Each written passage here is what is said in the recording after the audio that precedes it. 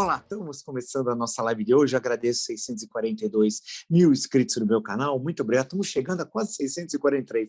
Falta um pouquinho só, tá? Agradeço a todos vocês que têm indicado o meu canal e sempre digo, você que gosta do canal, da perspectiva que nós temos sempre na defesa intransigente da Constituição, das liberdades democráticas, do Estado Democrático de Direito, indique o canal a uma amiga, um amigo. É muito fácil, o canal no YouTube, Marco Antônio Villa, diga para ativar o sininho, que são as notificações, coloque like no que vocês gostarem e utilize, como vocês muito bem fazem, a página dos comentários, né?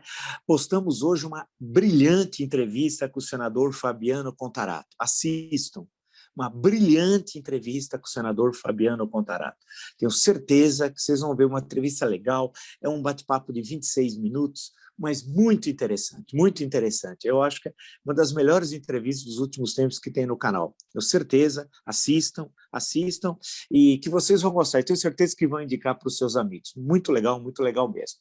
Lembro que nós criamos o clube de membros, né? Clique lá, seja membro, tem todas as informações. É uma coisa muito legal, muito bacana, que a gente faz durante o mês, vai alimentando o canal com material exclusivo para os membros. É bem bacana, dá uma olhadinha lá.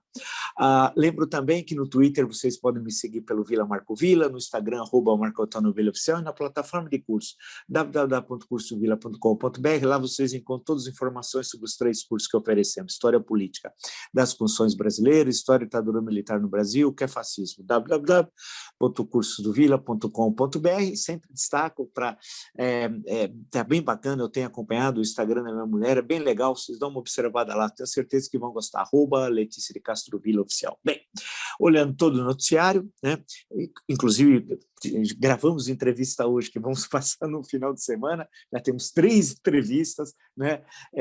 Bem bacana, sempre nesse sentido de qualificar sempre a reflexão sobre o que está ocorrendo no Brasil, né? Eu acho que eu queria, antes de mais nada, deixar registrado, é uma coisa inacreditável, está no Globo, né?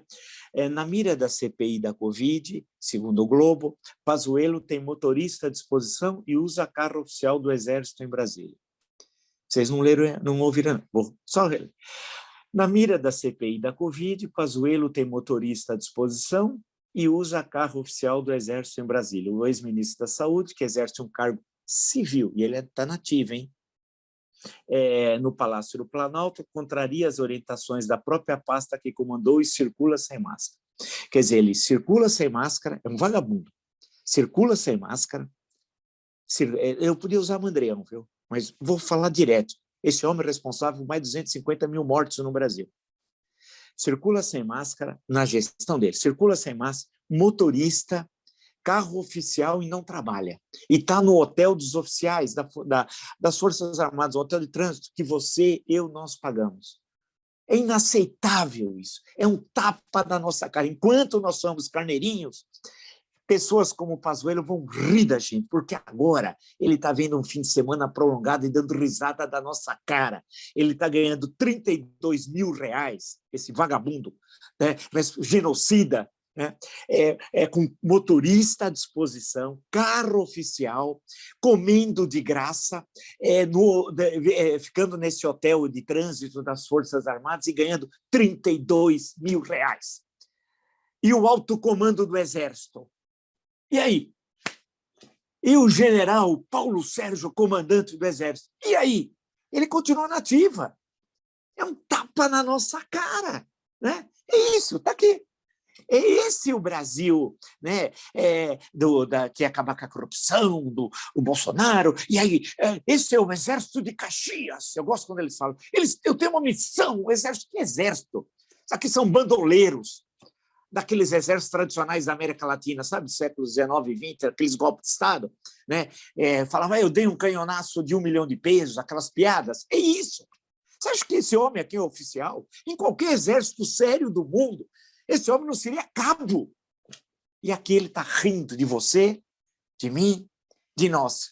Motorista particular, carro oficial, não usando máscara, morando no hotel, de graça, de trânsito das Forças Armadas. Ele não está em trânsito, ele está morando lá definitivamente. Trânsito é passagem. Isso aqui é ilegal.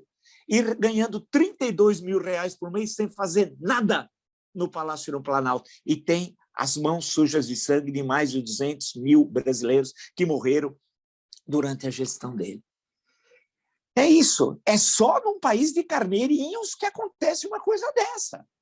Eu espero que a justiça, e é questão de justiça, não de vingança, justiça, recaia sobre esse criminoso. Esse homem é criminoso. Esse homem é criminoso. E está na ativa. É inacreditável. Ele despreza o exército, dá risada do comandante do exército, do alto comando, não trabalha, ri de 213 milhões de brasileiros e está aí, flanando. É uma vergonha. Agora, esse homem tem de pagar. No julgamento, do nosso julgamento do Nuremberg, esse homem tem de sentar no banco dos réus, esse criminoso. É inaceitável. É inaceitável. Né? Você vê coisa assim, você fala assim, mas Deus do céu, que país é esse? Que país é esse? Aí, para ver que governo maravilhoso, de bandidos, de bandoleiros, Folha de São Paulo.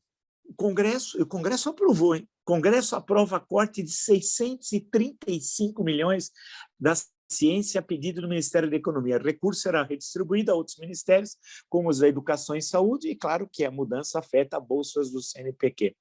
É inacreditável. No momento que o país tanto precisa de ciência e tecnologia, e a pandemia demonstrou isso, especificamente na área das ciências médicas, né? Mas não só, na hora que o país precisa tanto de ciência e tecnologia, que o mundo hoje é ciência e tecnologia, o criminoso governo Bolsonaro corta esses recursos, e pior, o Congresso chancela. Né? É um negócio a mando do Paulo Guedes, a mando do ministro da Economia, aquele, Pandora Papers. É isso, é inacreditável que a gente assiste. É um cenário de horror, não é exagero, está aqui. E onde? Aí você vai me perguntar, e o ministro da Ciência e Tecnologia, o astronauta, Picareta? Né? Era lulista no governo Lula. Ele foi naquela missão que é uma palhaçada, custou uma fortuna no governo Lula, para nada. Desceu, foi para a reserva e virou palestrante. É inacreditável. E depois virou bolsonarista, porque assim, né? E falou alguma coisa, ele devia fazer um barulhão, movimentar toda a comunidade científica. Nada, absolutamente nada. É duro. E tem uma outra notícia. Câmara adia a votação da PEC, que altera a composição do Conselho Nacional do Ministério Público. Nós tivemos uma entrevista excelente, vamos postar no final da semana ou na segunda, logo cedinho, né? Que é um negócio também terrível, terrível. Tudo acontecendo junto. Né? E além de suplantarmos, que é triste, 600 mil óbitos da Covid-19. A Folha de São Paulo tem uma excelente matéria, tem uns gráficos agora, que foi saindo durante o dia, né? E para a gente ver toda a evolução, o que aconteceu, né, ali no primeiro semestre, especialmente quando vai chegando fevereiro, depois março, abril, maio, é uma loucura o número de mortes diárias quando você vai acompanhando os dados apresentados. É tudo muito triste, tudo muito triste. Enquanto isso, você vai me perguntar, onde está o Bolsonaro? Eu te respondo, tirou férias, vai descansar. Isso! O Mandrião, o vagabundo mor da República, vai descansar. Ele vai vir aqui para o Guarujá, litoral paulista. Que era o sonho dele. Na verdade, é uma questão de psicologia bem primária, bem barata. Ele ficava lá no Vale do Ribeira, a região mais pobre do estado de São Paulo, Eldorado, ficava por ali. E eu via falar muito de Guarujá, né? A adolescência e a idade adulta dele. Queria ir lá. O que ele conseguiu? Através do presidente da República. E vai ficar lá todo o final de semana prolongado, inclusive terça-feira, segunda e terça-feira.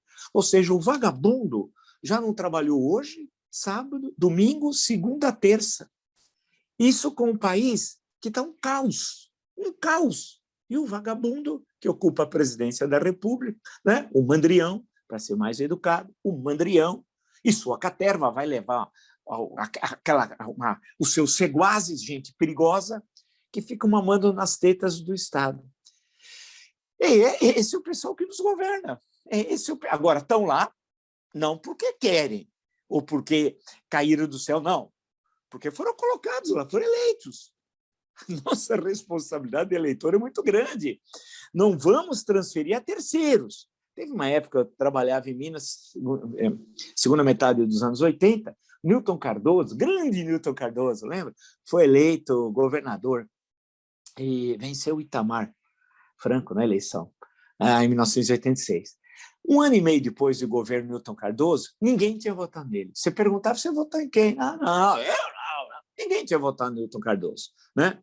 Que foi acusado de atos gravíssimos em relação ao erário, gravíssimo, não aconteceu nada. Ficou milionário, né? Então, assim, a questão, nós estamos vivendo essa tragédia porque foi escolhido viver essa tragédia, isso não foi acidente. Não é um dado da natureza, não é um terremoto, não é uma erupção vulcânica, uma construção da sociedade brasileira. Nós somos responsáveis, de uma forma ou de outra, por toda essa situação que está ocorrendo. E a nossa tarefa é encontrar uma saída democrática republicana o mais rápido possível. Agora, notem, né, isso em meio a essa inflação, que eu vou depois entrar na questão econômica. Nós estamos atingindo a inflação mais alta desde 1994, com os resultados do mês que acabou de findar, né? Do mês de setembro, um resultado pior desde 1994, ou seja, nós estamos falando do momento da adoção do Plano Real. Veja quão grave é a situação que nós estamos vivendo. Mas a impressão que dá é que está tudo às mil maravilhas, porque você não vê uma reação por parte dos partidos políticos, das grandes lideranças nacionais, da sociedade civil, das universidades. Você não vê, as pessoas não estão indignadas, e a inflação é latente, e está batendo especialmente para os que na pobreza, na extrema pobreza, né? A questão da fome virou, e nós temos falado, todos têm falado, voltou a ser um grande tema nacional, a tragédia da fome, tanto aquela questão do açougue, lá que vendia os ossos lá por R$4, etc., já não está vendendo mais, etc., tal, tudo aquilo, R$4 o quilo, né? A situação é terrível que nós estamos vivendo. E a impressão que dá que nós, ao invés de resolvermos esse problema que estamos vivendo, a gente resolve esquecer esse problema ou momentaneamente deixar de lado e seguir a vida. Tem algumas explicações. Vamos lá, claro, a tragédia da pandemia não foi fácil, claro que não. Nós atingimos 600 mil óbitos, né? Isso, além dessa tragédia de destruição de 600 mil famílias, tem uns milhões de sequelados. Quantos sequelados que vão levar para a vida inteira problemas de todas as ordens? São milhões, que atingiu milhões de famílias. Isso é um outro fator que, poxa vida, né, as pessoas foram impactadas. E aqueles milhares e milhares e milhares de empreendedores, especialmente micro e pequenos, mas não só, mas especialmente micro e pequenos que perderam seus negócios? Quantos foram pelo Brasil? Dezenas de milhares. Também aquilo impactou as pessoas. Por outro lado, quantos não perderam emprego? Quantos milhões, aí podemos falar em milhões, que perderam emprego? Um número também terrível, enorme, fabuloso. Quantos não estão decepcionados com a política? Acreditando no A, no B, no C, e sempre se frustrando. Milhões, porque eu converso com as pessoas, milhões de pessoas que perguntam, puxa, e aí, o que vai acontecer ano que vem? Qual vai ser o nosso caminho? As pessoas perguntam para mim, eu falo, é um momento difícil, eu falo, olha, acompanha nosso canal, eles acompanham, mas e aí? É difícil encontrar uma saída, não tem uma resposta mágica. Falei ali, com uma varinha de condão, você faz pim, e está resolvido todas as coisas. Também não é assim. A situação é muito complexa, extremamente grave. E é a crise mais grave que nós vivemos desde 1930, com certeza. Se nós analisarmos, fazemos uma espécie de tipologia das crises brasileiras, 1930 teve a crise que levou à Revolução de 3 de outubro, mas foi uma crise recortada. Ela começou, claro, no final do ano anterior, que tem a ver com a quebradeira da Bolsa nos Estados Unidos, que atingiu duramente o Brasil, que dependia fundamentalmente da economia de um produto, o café, das exportações de café. Então, você tem lá, e aí teve a questão também da sucessão eleitoral, que houve um racha, e duas candidaturas foram apresentadas, uma da situação, Júlio Prestes, outra da oposição, Aliança Liberal, Getúlio Vargas. E então você teve uma crise econômica, uma crise política, um desgaste daquele regime, da Primeira República, chamada vulgarmente de República Velha, e aí vem os acontecimentos de 3 de outubro, cai, o Washington é levado preso, e o Getúlio vem subindo de Porto Alegre em direção ao Rio de Janeiro, e no dia 3 de novembro, um mês depois, toma posse como chefe do governo provisório. mas você tem uma crise recortada no tempo. Depois, você tem outras crises, assim, eu estou falando um pouco mais graves. A queda do Getúlio em 45 se resolveu em 2 dias. Foi muito rápido. A nomeação do chefe de polícia, do Bejo, o Benjamin Vargas, a recusa, a mobilização do exército, derrubam o Getúlio, ele ainda fica 2 dias sem sair do palácio e depois vai para São Borja. Então, ultra recortado. Se você dá um pulo os acontecimentos de 55, a tensão maior é o mês de novembro, né? Que nós temos 3 presidentes após a eleição em outubro de JK. E os acontecimentos primeiro começa o mês com Café Filho, Carlos Luz presidente depois, e termina com Nereu Ramos, mês de novembro, portanto, bastante recortado. Se você salta um pouco mais frente, é a crise de 61, muito grave. Ela começou a 25 de agosto, com a renúncia pela manhã de Jânio Quadros, né? E a posse, aí já não mais como chefe de governo, mas como chefe de Estado, porque foi criado o parlamentarismo, do João Goulart, a 7 de setembro do mesmo ano. E o chefe de governo vai ser aprovado o gabinete da Câmara dos Deputados, era o Tancredo Neves, né? Tancredo Neves. Ou seja, foi muito curto no tempo. Você tem um espaço, portanto, de pouco mais que 2 semanas. Depois temos a crise de 64, que ela se intensifica no mês de março, especialmente a partir de sexta-feira, do dia 13 de março, do comício da Central, mas você pode dizer a eleição do Castelo pelo Congresso indireta ali 10, 11 de abril, né? Então você tem cerca de um mês, aproximadamente um mês, né? Não significa que tudo se solucionou, estou falando dos momentos mais agônicos. Você salta para o momento do Tancredo, né? Você tem a posse, seria dia 15 de março dele, ele acaba ficando no dia 14, morre no dia 21 de abril do mesmo ano. Então, você tem aquela crise, o país parado, olhando tudo aquilo, aquele momento de angústia que o país teve. Também muito recortado no tempo.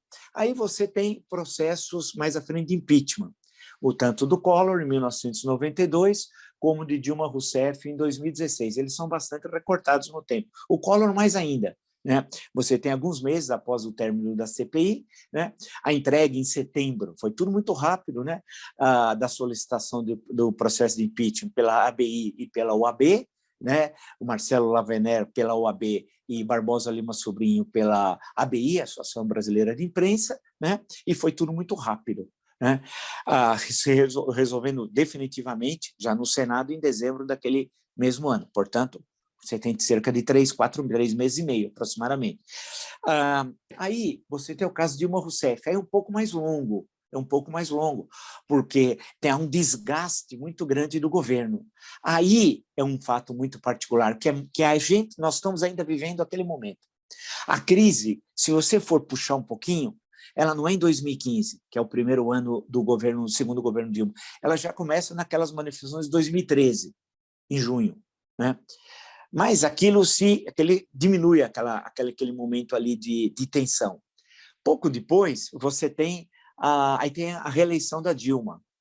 Aí a coisa se complica, porque a economia está indo muito mal, o Brasil cresce em 0, mais ou menos, em 2014, aí vem o biênio terrível 2015-2016, o pior biênio da história econômica do Brasil republicano, né? Ou se alguém quiser recortar um pouco mais, de 1930 para cá. Tá? Aí você tem uma situação terrível. Então, e aí a crise vem. O governo Temer teve 2 anos de tímido crescimento, 17 e 18, de 1,1.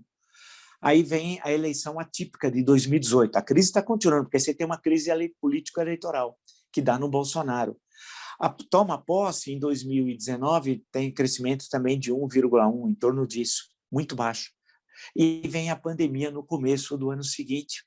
E aí a pandemia explode no primeiro semestre desse ano, aqui de 2021. Então, vocês estão percebendo quão complexo é o período que nós estamos vivendo, né? Por isso que essa é a crise mais longa e mais profunda da história do Brasil republicano. Eu entendo que as pessoas estão, como eu falei anteriormente, desanimadas por todas aquelas razões, e também pela extensão temporal da crise.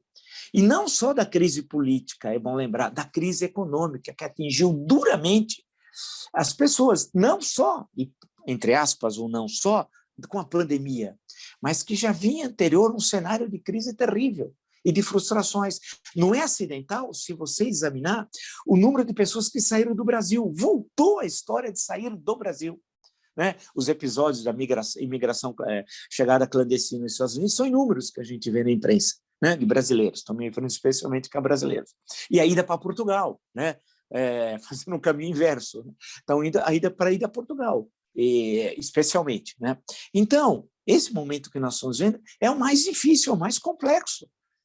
Então, eu dou um desconto, porque as pessoas estão entendendo que esse é um momento dificílimo, dificílimo mesmo. Ir para onde? Para onde ir?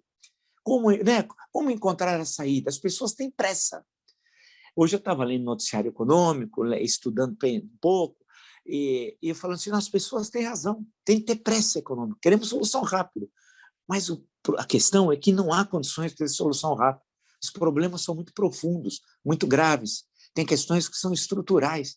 Não dá para... Você pode criar um ambiente de negócio mais favorável. Sim, claro, como não? Mas isso não tem uma repercussão imediata nas questões que envolvem hoje a maior parte da população brasileira. Você pode criar programas assim emergenciais para combater a fome, por exemplo, que eu acho que é um problema terrível. Isso você pode. Mas para você fazer com aquele que vive em situação de extrema miséria, né, pobreza, e se você recolocá-lo no mercado de trabalho, criar condições na comunidade onde ele vive, etc., etc., isso demora.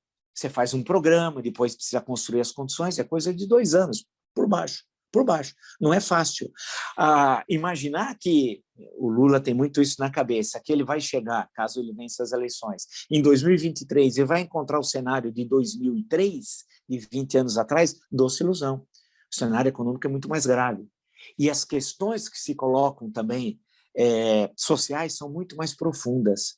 Mesmo que nesses 20 anos, em alguns itens, nós temos, o Brasil conseguiu melhorar, né, em alguns setores da sociedade brasileira. Alguns indicadores, eles tiveram alguma melhora, e é verdade, né, teve uma piora mais recente.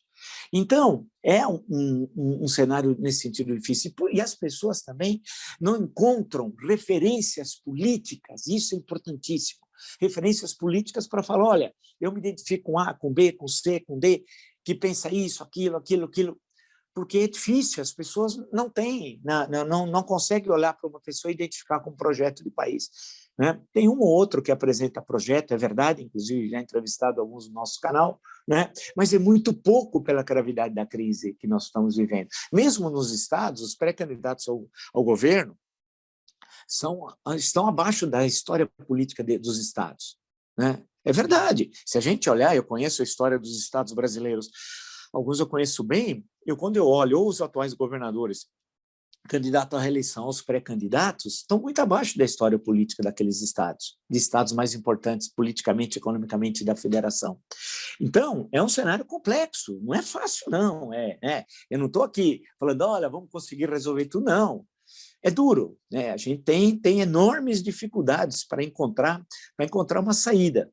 Eu acho que nesse conjunto de problemas que nós estamos vivendo, a gente tem de manter, quer dizer, aquilo que eu falo, o coração tranquilo, parece o poeta, né? Espinha ereta, e entender essa complexidade e ver que uma fração podre, desculpe usar essa expressão que é deselegante, da elite política brasileira, uma fração, entende?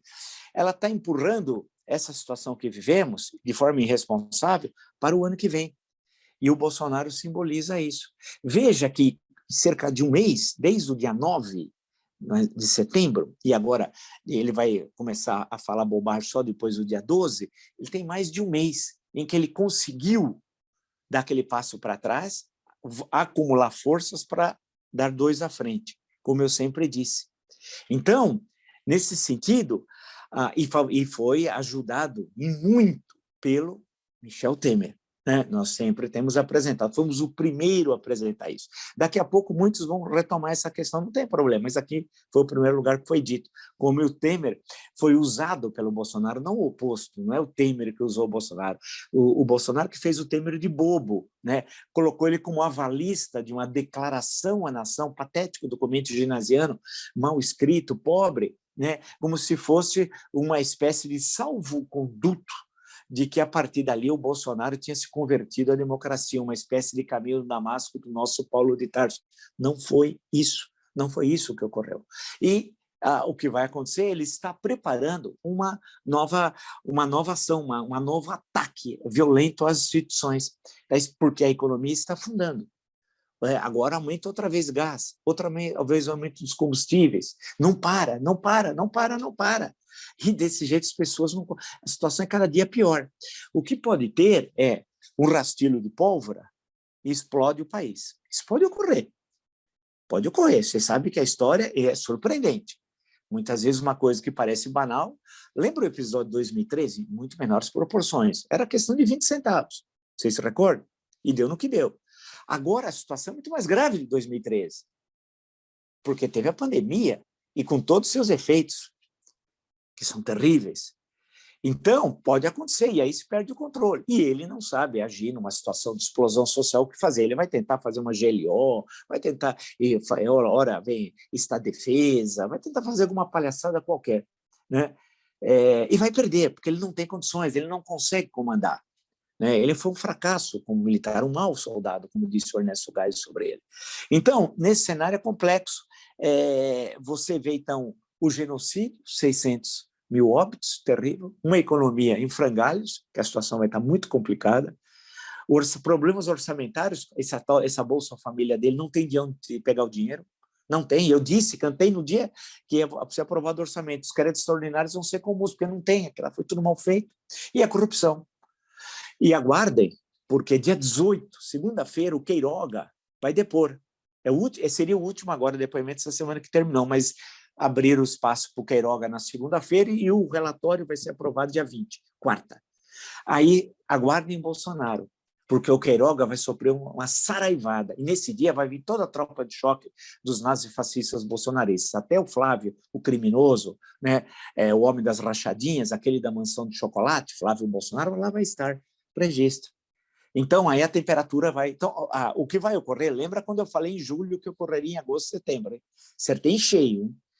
O que vai acontecer é que, a partir do semana do dia 18, a temperatura vai voltar a subir, o Bolsonaro vai voltar a ser o que ele sempre foi, um nazifascista, um golpista, né, alguém que conspira contra as instituições, além de toda a tragédia do seu governo, no campo do genocídio, né, da corrupção e da absoluto caos econômico, da desorganização, da inflação de alimentos, de combustível, da fome, da miséria. O caminho é esse. Nos encontramos amanhã aqui no nosso canal. Se você gostou dessa e outra de tantas lives, veja que é sempre no sentido de problematizar, de pensar, sair do lugar comum. Dessa e de tantas outras lives do meu canal, indique o meu canal a uma amiga, uma amiga. É muito fácil, canal no YouTube, Marco Antônio Villa, diga para ativar as notificações, colocar like no que vocês gostaram e utilizar como vocês muito bem fazem a página dos comentários. Lembro também... E nós postamos uma excelente entrevista com o senador Fabiano Contarato, do Espírito Santo. Assistam, tenho certeza que vocês vão falar assim, puxa vida, que entrevista, que questões importantes ele destacou. Né? Começamos falando daquele fato, daquela quarta-feira, claro, né? Daquele momento, daquele cidadão, daquele elemento, né? Que fez aquela postagem homofóbica em relação ao senador Contarato. Começamos por ali o nosso bate-papo. Né? E daí fomos em frente. Tenho certeza que vocês vão falar, puxa vida, que entrevista legal. Assistam que vocês vão gostar. Lembro também que nós criamos o clube de membros. Seja membro, clique lá que tem todas as informações, vocês vão gostar. É um material exclusivo que a gente vai postando e alimentando o clube durante todo o mês. Né? Lembro também aqui no Twitter, vocês podem me seguir pelo Vila Marco Villa, Instagram, @Marco Antônio Villa Oficial, e na plataforma de curso, www.cursodovilla.com.br. Lá vocês encontram todas as informações sobre os 3 cursos que estamos oferecendo, ou seja, História Política das Constituições Brasileiras, História da Ditadura Militar no Brasil, que é fascismo, www.cursodovilla.com.br. E, para desanuviar um pouco a cabeça, sempre lembro e cito o Instagram da minha mulher, @Letícia de Castro Villa Oficial. É isso, vamos nos encontrar amanhã. E temos entrevista amanhã postando logo cedinho, tá bom? Até!